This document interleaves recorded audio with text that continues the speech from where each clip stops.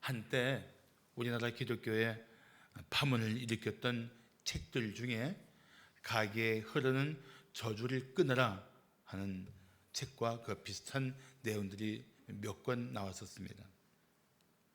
이 책이 주장하는 것은 한 가정이 똑같은 질병이나 문제가 발생하는 것은 조상이 지은 죄가 유전적으로 그 가정에 흘러오기 때문이라고 주장했습니다. 마찬가지로 지금 하나님께 저주받을 일을 하면 자손에게 그 저주가 흘러간다고 주장했습니다. 이런 주장을 하는 사람들은 다윗이 밧세바와 죄에 빠진 후에 참회할 때 그가 죄를 지은 것은 그 다윗의 조상 중에 기생 라합이 있었기 때문이라고까지 말을 했습니다.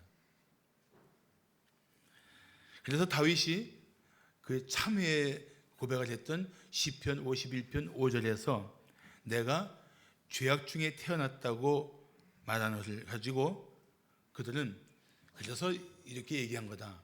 기생 라합 때문에 내가 죄악 중에 태어났다고 말했다고 설명합니다. 사실 그거는 성경을 잘못 해석한 것입니다. 성경은 그걸 얘기하는 게 아니에요. 다윗이 그 죄가 빠진 후에 그가 죄인으로 태어났다는 사실을 가슴을 치면서 고백했던 내용이지 조상 탓을 한 것이 아닙니다. 죄는 철저히 그 죄를 지은 사람이 하나님 앞에서 해결을 해야 합니다. 그래서 에스겔 18장 20절을 말씀하기를 범죄하는 그 영혼은 죽을지라. 죄값을 치른단 말이죠. 그런데 아들은 아버지의 죄악을 담당하지 않을 것이다. 아버지는 아들의 죄악을 담당하지 않을 것이다. 아들은 그 죄 때문에, 아버지는 그 자신의 죄 때문에 대가를 치르는 것이지 이렇게 어떤 연동제처럼 아버지 지은 죄 때문에 자식이 그 죄값을 치르고 이런 식으로 하는 것은 성경적이지 않다는 것입니다. 그러면서 에스겔 18장 20절 말씀하기를 의인의 공의도 자기에게로 돌아가고 악인의 악도 자기에게로 돌아가리라고 말씀합니다. 자기 문제예요. 죄는 철저히 한 죄를 지은 그 사람의 문제인 것입니다. 물론 공동체가 지은 죄가 그 공동체에 속한 개인들에게 주는 악한 영향이 분명히 있지만 그럴지라도 회개는 개인적인 것이며 자기부터 회개를 하면서 공동체 회복을 위해서 힘써야 마땅한 것입니다. 그래서 같은 에스겔 18장 32절 말씀하기를 주 여호와의 말씀이니라 죽을 자가 죽는 것도 내가 기뻐하지 아니하노니 너희는 스스로 돌이키고 살지니라. 하나님은 죄인이 죄 가운데 죽는 것을 기뻐하는 분이 아닙니다. 잘 됐어. 넌 그 죄값 받아야 돼. 그걸 기뻐하는 분이 기뻐하는 하나님이 아니라는 것입니다. 오히려 그 죄 중에서 돌이켜서 살기를 원하시는 것이 하나님의 심정입니다. 하나님의 아버지가 그런 분이신데 그렇게 자비와 긍휼이 풍성하신 하나님이 한 가정을 저주 아래 두시고 자손 대대로 고통당하게 하시겠습니까? 저는 우리 하나님은 결코 그런 분이 아니라고 믿습니다. 절대 그런 분이 아니십니다. 예수님은 날 때부터 맹인이 된 한 사람을 만나십니다. 그리고 인생의 어둠 속에 있던 그의 눈을 뜨게 하십니다. 그에게 생명의 빛을 주신 것입니다. 신약 성경의 사복음서에서 날 때부터 보지 못하는 사람의 눈을 뜨게 한 것은 오직 요한복음 9장에만 있는 기적입니다. 저는 이 기적을 통해서 우리가 받아야 할 교훈을 우리 성도들과 함께 나누고 싶습니다. 자, 세상에 빛이신 예수님을 만난 성도는 어떤 자세를 가져야 할까요? 첫째, 고난당하는 사람을 향한 관점을 바꿔야 합니다. 고난당하는 사람을 향한 관점, 그 관점을 바꿔야 돼요. 정말 내가 예수를 믿고 세상에 빛으로 오신 예수를 믿고 그 빛 속에 있는 사람이라면 어둠 속에 있는 사람들에 대한 관점을 바꿔야 돼요. 보는 시선을, 시각을 바꿔야 됩니다. 잘못을 저지르고 아버지께 매를 맞게 된 아들이 아버지께 물었습니다. 아빠가 어릴 때 아빠의 아빠도 아빠를 때렸어요? 그럼 잘못하면 때렸지? 그 아들이 또 묻습니다. 그러면 아빠의 아빠도 아빠의 아빠를 때렸어요? 그랬었을 거야. 잠시 생각하던 아들이 말합니다.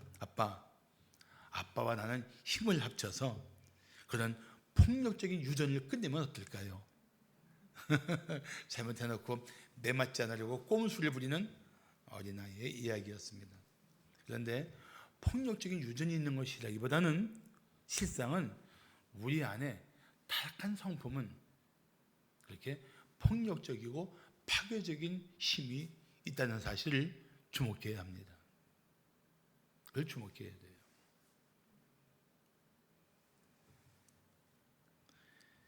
물론 죄 때문에 모든 피조물이 함께 탄식하며 고통을 겪고 있지만 알고 보면 모든 사람이 다 죄 때문에 고난을 당한다고 말할 수는 없습니다.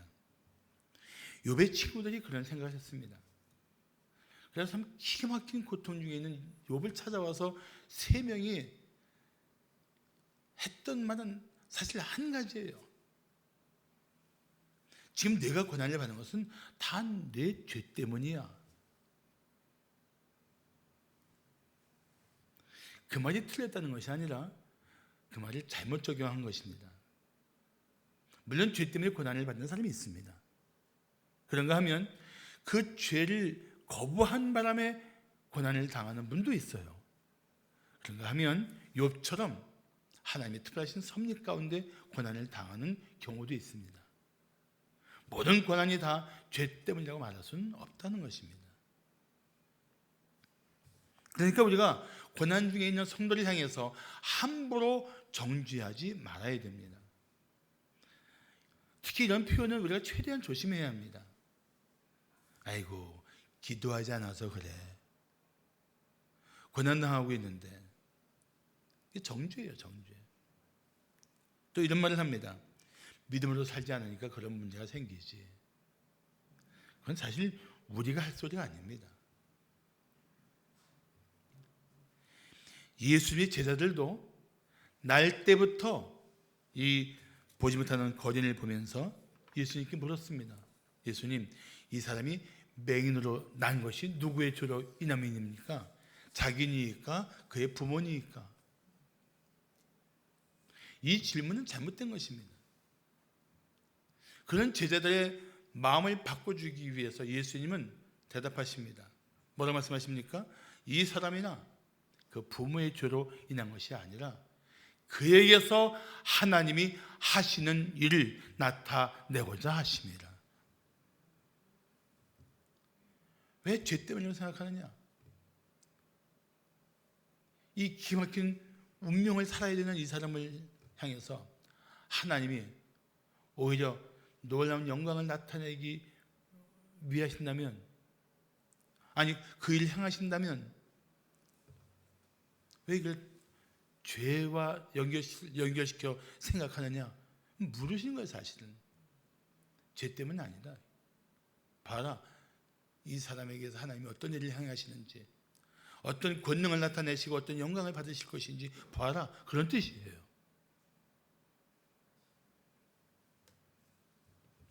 맹인은 날 때부터 아예 보지 못했기 때문에 그가 정말 꿈에라도 눈을 뜰 것을 기대하지는 않았을 것입니다. 그런데 그런 삶을 살고 있는 이 거린에게 예수님께서 그에게서 하나님이 하시는 일이 나타날 거라고 말씀하신 거예요. 이거를 더 쉽게 풀어 얘기하면 이런 뜻입니다. 이 사람에게서 하나님이 영광을 나타내실 거야. 그런 뜻이에요. 사실 우리가 겪는 상황이 절망적일수록 하나님의 행하시는 영광은 더 크고 놀라운 것입니다. 나사로가 그런 사람 중에 하나예요. 그 병으로 죽게 되었습니다. 그가 심각한 상태에 있음을 알고 마르다와 마리아가 사람을 보내서 예수님께 말했습니다. 뭐라 말했습니까? 요한복음 11장 3절 보시면 주여 보시옵소서 사랑하는 자 나사로가 병들었나이다. 그때 예수님께서 뭐라 말씀하시는지 아십니까? 요한복음 11장 4절을 보시면 이 병은 죽을 병이 아니라 하나님의 영광을 위함이요 하나님의 아들이 이로 말미암아 영광을 얻게 하려 함이라. 죽어가는데 죽어간 사람이 하나님의 영광을 드러낸다는 거예요. 이게 어떻게 가능합니까? 그런데 예수님 즉시 오실 줄 알았더니 일부러 사실은 예수님이 지체하신 것 같아요. 나사로 죽었습니다. 아니 죽을 병이 아닌데 죽었어요. 하나님의 영광이 뭐가 아무것도 기대할 수 없는 상황인데 그때 예수님이 오십니다. 오셔서 죽은 나사로를 살려 일으켜 주십니다.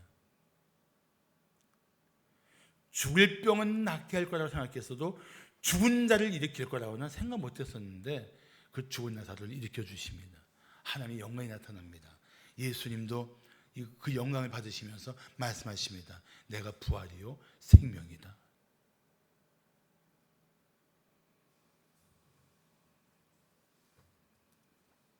그렇습니다. 죽을 병조차 하나님의 영광을 드러낼 수 있는 기회가 됩니다. 사랑하는 성도 여러분, 우리가 어쩔 수 없는 상황에서 신세 타령을 하거나 절망하지 말아야 합니다. 왜냐하면 그런 삶을 가지고 하나님은 놀라운 일을 행하시고 그 영광을 나타내실 수 있는 분이기 때문입니다. 믿습니까? 그래서 우리는 다른 사람들도 정죄하지 말아야 되고 무심하게 대하지 말아야 돼요. 기대를 해야 돼요. 하나님이 저에게 어떤 은혜를 베푸시고 어떤 영광을 나타내시기를 원하실까? 그런 마음으로 봐야 돼요. 때로 죄악 가운데 문제가 있을지라도 하나님이 저를 그 죄악 가운데서 어떻게 건져주시고 내가 이 사랑하는 자의 하나님이라고 말씀해 주실 것인가? 그런 기대를 가져야 돼요. 그게 빛으로 오신 예수를 만난 성도들의 의식이 되어야 됩니다.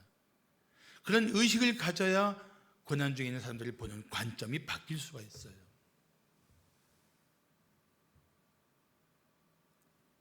그래야 돼요.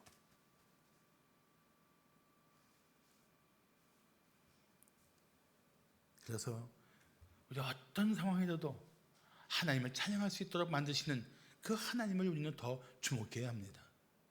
우리가 잘 아는 성경 말씀, 많은 이들이 사랑하는 성경 말씀 중에 하나인 로마서 8장 28절을 보시면 하나님을 사랑하는 자 곧 그 뜻대로 부르심을 입은 자들에게는 모든 것이 합력하여 뭘 이루신다고요? 선을 이루십니다. 그래서 결국은 도저히 우리가 볼 때는 여기서 무슨 하나님의 선하심이 나타날까 싶은 그 사건 속에서 하나님의 선을 이루시고 영광을 나타내실 거라는 뜻입니다. 우리 그분을 믿는 거예요. 우리가 믿는 분은 그런 분이십니다. 그 분에 대한 믿음을 가지고 다른 사람들이 본다면 우리의 관점은 바뀌는 것이 당연합니다.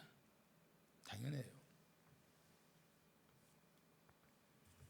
사랑하는 성도 여러분, 현재 겪고 있는 고난이 아무리 힘들고 절망적일지라도 도저히 아무런 기대도 할 수 없는 상황일지라도 그 삶의 자리에 나타나 놀라운 일을 행하시는 하나님을 더 의지하시기를 축복합니다.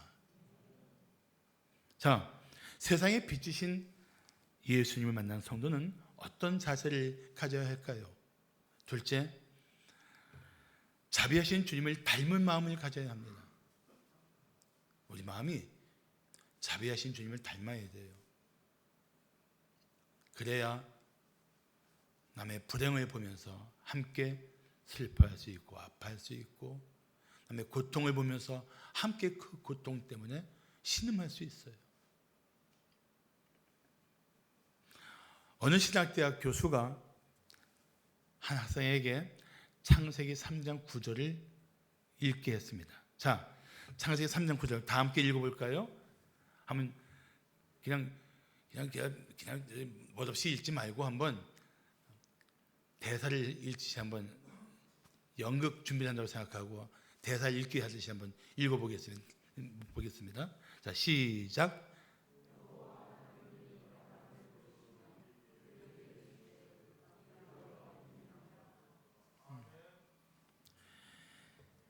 한 학생이 이 창세기 3장 9절을 읽는데 마치 수사관이 범인을 찾는 것 같은 근엄한 음성으로 읽었습니다.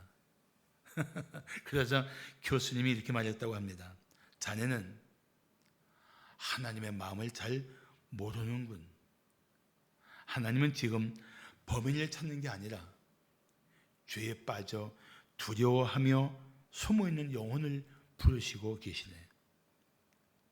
더 따뜻하고 다정하게 읽어보게. 그러나 그 학생은 큰 깨우침을 받았다고 합니다. 하나님은 죄를 향해서 상상할 수 없는 풍성한 자비와 긍휼을 베풀어 주십니다. 믿습니까?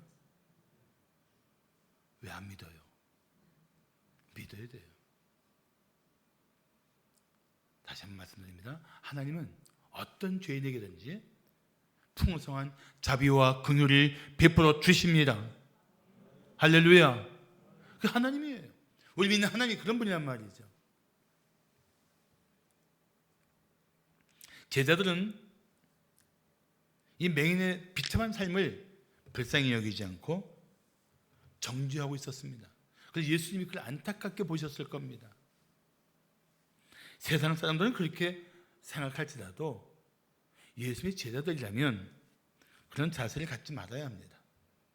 특별히 예수님이 오신 목적 속에 이런 기가 막힌 운명의 굴레에 묶인 자들을 풀어주시는 주의 은혜가 있거든요. 이사야 35장 5절과 6절을 말씀하기를 그때에 메시아이신 그분이 오실 때에 맹인의 눈이 밝을 것이며 못 듣는 사람의 귀가 열릴 것이며 그때 절름거리는 자는 사슴같이 뛸 것이며 말 못하는 자의 혀는 노래하리니 이는 광야에서 물이 솟겠고 사막에서 시내가 흐를 것임이라고 말씀하고 있습니다. 예수님이 오셔서 메시아이신 그분이 오셔서 이런 삶의 자리에 있던 이들이 치유되고 회복되었단 말이죠. 이 기적은 예수님이 바로 메시아라는 것을 보여준 확실한 증거인 것입니다. 그리고 예수님의 치유는 마지막 날에 예수님이 영광 중에 다시 오실 때 우리 모두가 다 온전한 몸으로 그를 맞이하게 될 것을 미리 보여주신 것입니다. 그래서 어느 기도원에 철없는 어린아이가 엄마를 따라 올라갔는데 거기에 한쪽 팔이 없는 분이 열심히 기도하고 있는 걸 보았어요. 이 철없는 인간이 기도가 끝나니까 물었습니다. 아저씨, 기도하면 팔이 하나 또 생겨요? 이 철없는 인간에게 그분이 다정하게 말했습니다. 아니, 나는 한 팔만 가지고도 살 수 있는 은혜를 달라고 기도했단다. 그렇지만 예수님 다시 오시면 그 잃었던 팔이 나타날 줄로 믿습니다. 다 회복돼요. 완전히. 그리고 이 몸이 아닌 신령한 몸으로 영원히 살기에 합당한 몸으로 우리는 완전히 회복될 것입니다. 그래서 우리는 어떤 상황 속에서도 내 삶의 자리에 하나님의 영광이 나타나기를 기도해야 합니다. 사실 우리 주변에도 잘못된 생각을 가진 분들이 더러 있습니다. 자식이 문제를 일으키면 부모들은 이렇게 탄식합니다. 다 내 죄 때문이야. 사실 어느 부모인들 완전한 사람이 있겠습니까? 자식이 잘못되면 자신을 돌아보는 것은 그건 당연합니다. 그렇지만 그 잘못을 저지른 자식 때문에 신세한탄하고 팔자타령하고 자책하는 것은 사실 도움이 되지 않습니다. 오히려 하나님 앞에 나와 무릎을 꿇고 기도해야 합니다. 주님, 저의 연약함을 불쌍히 여겨 주옵소서. 그리고 제 사랑하는 자녀에게 주님이 은혜를 베풀어 주시옵소서. 이 가슴 아픈 상황에서 하나님이 일하시고 계신 것을 보여주옵소서. 그렇게 기도하면서 문제를 저지른 자녀를 불쌍히 여겨야 합니다. 자녀를 향해 분노하지 말고 가슴으로 끌어안고 그 아이 때문에 눈물을 흘리며 하나님 앞에 매달려야 합니다. 성도끼리도 참 밉살스러운 사람이 있을 수 있습니다. 그렇다고 해서 그 미운 사람을 향해서 도끼는 뜨고 보지 마십시오. 성도의 눈은 눈동자가 가운데 잘 빛나고 있고 흰자위는 최대한 적어야 좋습니다. 눈에 온통 흰자위만 있으면 그 눈빛을 받은 사람은 삶이 창백해질 것입니다. 정말 예쁘게 바라보는 마음을 가져야 돼요. 서로를 향해서 긍휼히 여기고 그래도 불구하고 상대방을 향한 자비로운 마음을 가지고 대할 줄 아는 성도가 되어야 됩니다. 아이고, 너 네 죄값 하는구나. 네 부모가 이제 살더니 너 그렇게 살 줄 알았어. 이런 정죄하는 자세는 성도의 자세가 결코 아닙니다. 그게 제자들이 하는 얘기랑 뭐가 달라요? 이 사람 죄 때문입니까? 부모 때문입니까? 아니에요. 주님이 우리를 보시는 관점은 다릅니다. 그렇다면 우리는 주님의 마음을 품고 고통 가운데 있는 이웃들을 볼 수 있어야 합니다.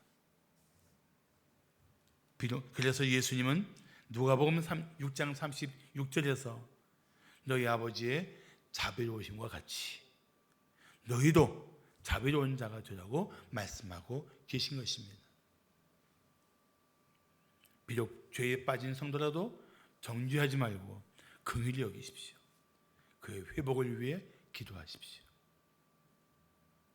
그것이 세상에 빛으로 오신 예수님을 만난 제자다운 삶의 자세입니다. 자, 마지막으로 세상에 비치신 예수님을 만난 성도는 어떤 자세를 가져야 할까요? 셋째, 어두운 삶을 벗어날 믿음을 가져야 합니다. 어두운 삶을 벗어날 믿음. 우리가 어두운 삶에 있을지라도 벗어날 수 있는 것은 예수 그리스도에 대한 믿음입니다.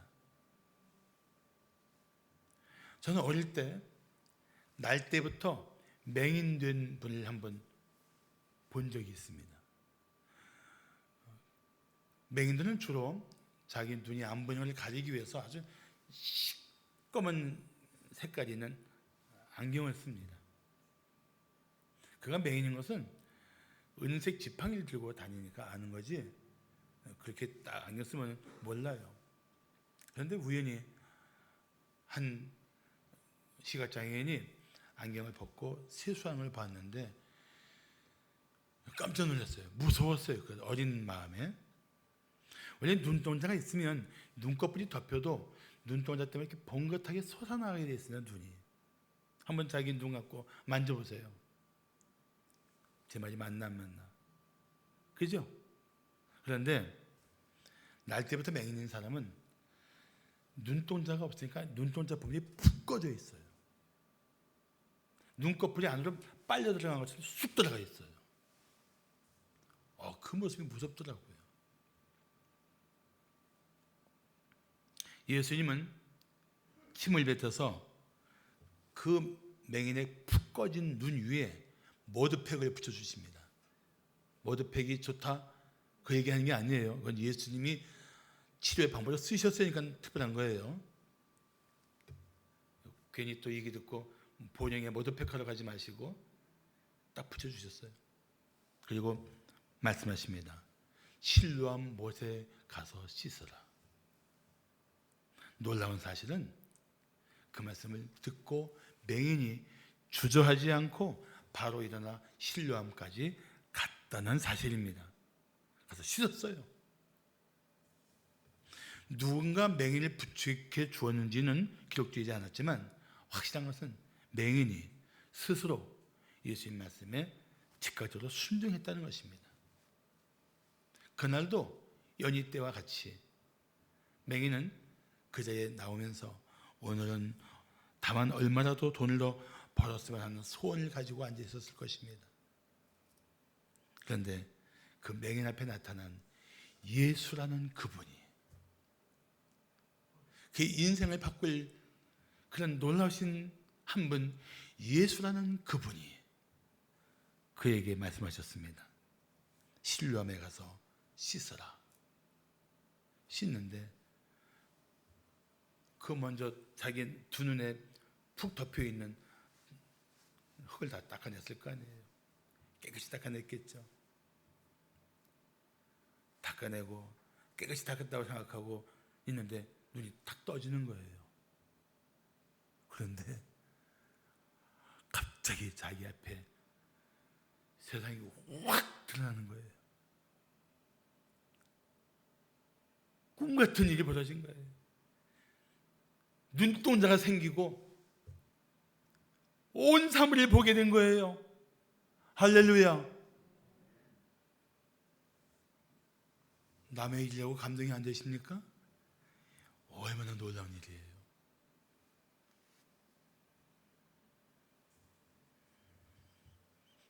실로암의 뜻은 보내심을 받았다는 뜻입니다. 실로암이 무슨 뜻이라고요? 보내심을 받았다. 자기 스스로 가면 그 씻으면 누구든지 눈을 뜰 수 있을까요? 그 물에 몸을 담그면 어떤 질병이라도 나을 수 있을까요? 아닙니다. 그건 실로암 못에 물이 특별한 게 아닙니다. 예수님 말씀을 듣고 순종해서 보내심을 받은 자가 그 은혜를 누린 것입니다. 결국 실로암 못에 권능이 있는 것이 아니고 말씀하신 예수님의 권능이었던 거예요. 그리고 이 말씀을 듣고 순종했던 그 믿음의 역사였던 것입니다. 그거예요.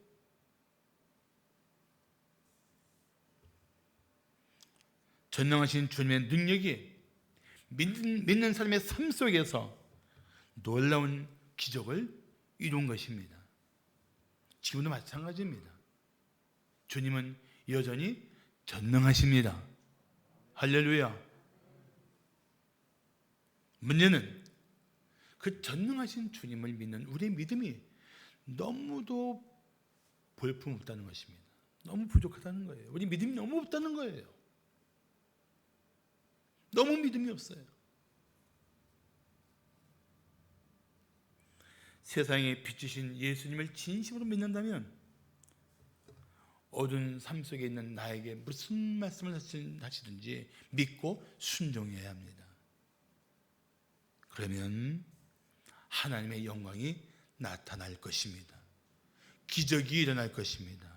내 삶을 바꾸는 놀라운 삶이 펼쳐질 것입니다. 우리가 주님 말씀하신 대로 산다면 우리 삶에도 반드시 놀라운 일이 있습니다. 온갖 고난 속에서 하나님만 믿고 살았던 허더슨 테일러 선교사는 이런 말을 했습니다. 우리가 겪는 고난은 예수님께서 그분의 능력을 보여주실 수 있는 때이다. 그는 고난 중에 오히려 이제 주님께서 그 능력을 나타내 주시겠구나, 그 기대를 가지고 이겨냈다는 것입니다.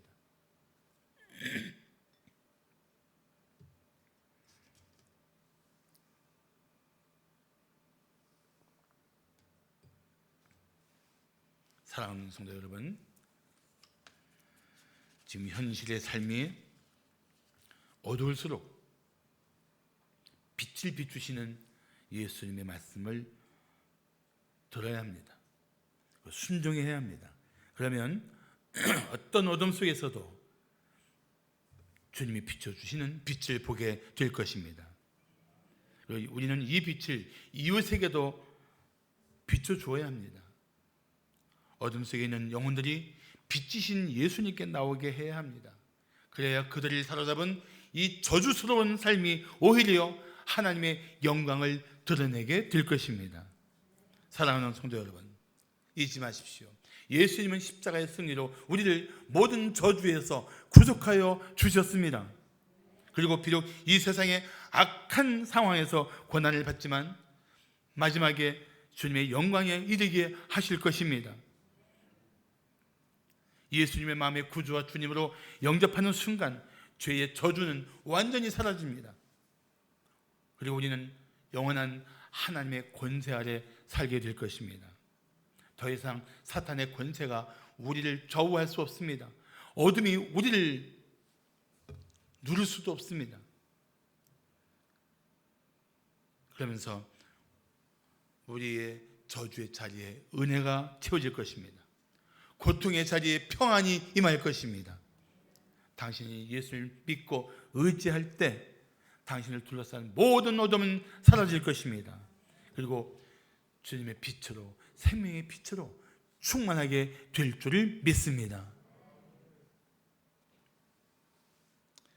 맹인으로 95세까지 살면서 약 8,000편의 찬송시를 쓴 환희 크로스비라는 분이 계십니다. 우리 지금 가지고 있는 새 찬송가에도 그분의 찬송시가 무려 21편이나 있습니다. 찬양하라 복되신 구세주 예수, 이런 찬송, 찬송으로 보답할 수 없는 큰 사랑, 그 찬송, 주가 맡긴 모든 역사 힘을 다해 마치고 너희 죄 흉악하나 인내하신 구세주여, 예수를 나의 구주 삼고 나의 갈 길 다가도록 너희 죄 흉악하나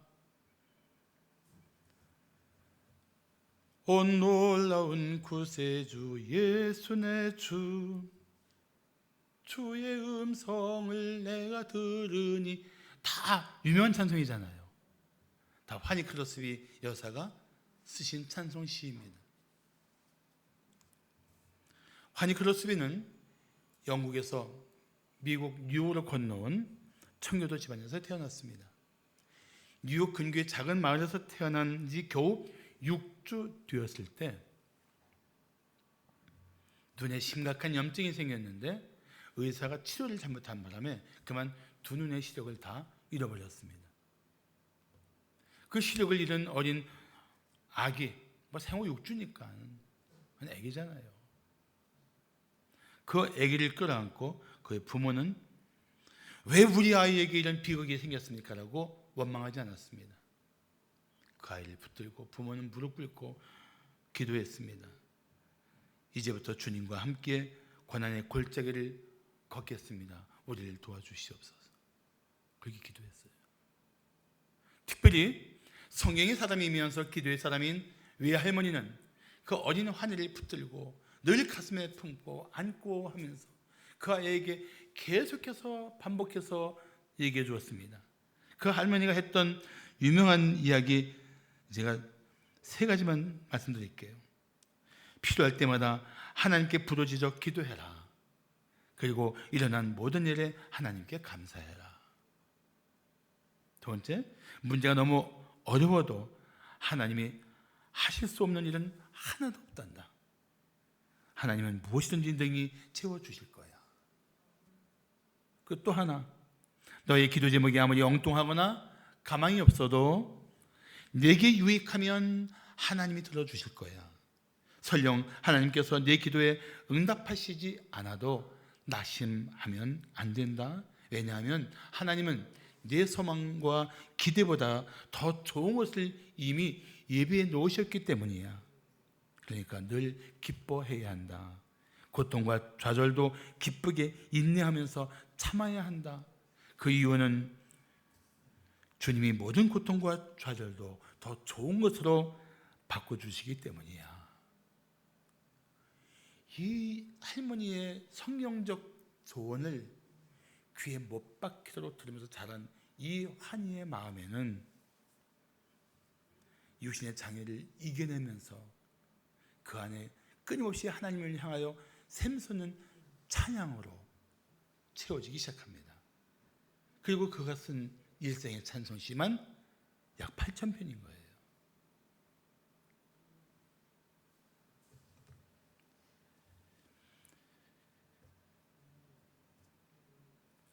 사랑하는 성도 여러분, 예수님은 생명의 빛입니다. 날 때부터 맹인인 사람이 보게 하신 것은 예수님이 창조의 능력을 가진 분이기에 가능했던 기적입니다. 그 창조의 능력으로 오늘도 우리 안에서 일하시고 계신 주님인 줄을 믿으시기 바랍니다. 어둠 속에 있는 사람은 반드시 예수님을 만나야 합니다. 그러면 예수님은 당신을 위협하는 모든 어둠의 권세를 깨뜨리시고 새로운 삶을 주실 것입니다. 절망적인 상황에도 하나님의 영광을 나타내실 것입니다. 이제 다른 사람만 정죄하는 것이 아니고 자신도 정죄하지 마세요. 나 같은 것은, 쓸모없는 인생은, 차라리 태어나지 않았으면 좋았을 인생은, 그런 생각은 아예 하지 마십시오. 그런 생각이 당신의 마음을 괴롭힌다면 차라리 당신의 어둠의 빛을 비춰주실 예수님께 더 나오십시오. 십자가 앞으로 더 나오십시오. 그리고 하나님의 능력으로 일으켜 달라고 기도하십시오. 내 마음의 어둠을 다 제거해 주시고 주의 영광의 빛으로 채워달라고 기도하십시오. 기도해야 합니다. 성도끼리 주님의 심정으로 서로 부둥켜 안고 끌어안아 주십시오. 일으켜 주십시오. 그러면 절망의 자리에 소망의 빛이 나타날 것입니다. 비통한 삶의 기쁨의 빛이 나타날 것입니다. 죽음의 자리에 영원한 생명의 빛이 나타날 것입니다. 예수라는 그분을 만나면 말입니다. 기도하겠습니다.